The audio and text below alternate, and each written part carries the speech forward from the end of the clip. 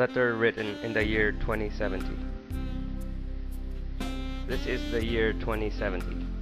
I have just turned 50, but my appearance is of somebody of 85. I suffer from serious kidney problems because I do not drink enough water. I'm afraid I do not have much time left to live. I am one of the oldest people in this society.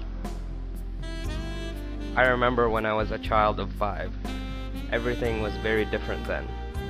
There were lots of trees in the parks, houses with beautiful gardens.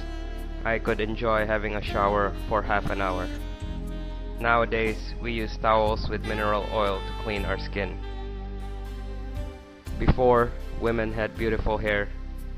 Now, we have to shave our heads to keep them clean without the use of water.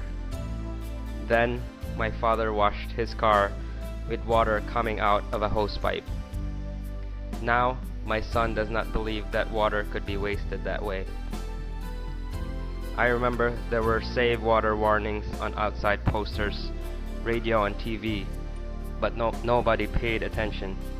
We thought that water was to last forever. Now, all the rivers, lakes, dams and underground waterbeds are either dry or contaminated. Industry came virtually to a standstill, and unemployment reached dramatic proportions. Desalination plants are the main source of employment, and workers receive part of their salary in drinkable water. Assaults at gunpoint on the streets for a jerry can of water are very common. Food is 80% synthetic.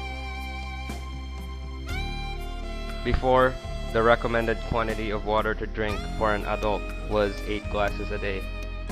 Nowadays, I am only allowed half a glass. We now have to wear disposable clothing, and this increases the amount of litter. We are using now septic tanks because the sewerage system does not work for lack of water. Due to the excessive drying of the skin, young people of 20 look like 40. Scientists investigate, but there's no solution to the problem. Water cannot be produced. Oxygen is also degraded due to the lack of trees and vegetation, and the intellectual capacity of the new generations is severely impaired. The morphology of spermatozoa in many men has changed. As a consequence, babies are born with deficiencies, mutations, and physical deformities. Government makes us pay for the air we breathe. 137 cubic meters per day per adult person. People who cannot pay are expelled from the ventilated zones with huge mechanical lungs driven by solar power. The air is not of good quality, but at least people can breathe. The average life expectancy is 35 years. In some countries where there are still some green zones crossed by rivers, these are guarded by heavy armed soldiers.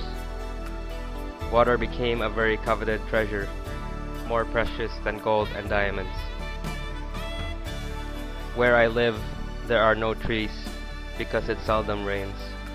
When it happens to register some precipitation, it is of acid rain.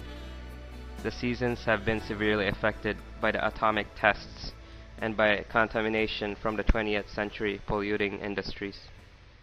We were warned to look after the environment, but nobody cared. When my son asks me to talk about my youth, I tell him about the green fields, the beauty of the flowers, the rain, how pleasant it was to swim and fish in the rivers and dams, to drink all the water we could, and how healthy people were. He asks, "Daddy, why is there no water?" Then I feel a lump in my throat. I cannot help feeling guilty because I belong to the generation who contributed to the destruction of the environment, or simply did not take into account all the warning signs. Now, our children pay a very high price. I sincerely believe that within a short time, life on Earth will not be possible. as the destruction of nature reached now an irreversible stage. How I would like to go back and make mankind understand that we still had time to save our planet Earth.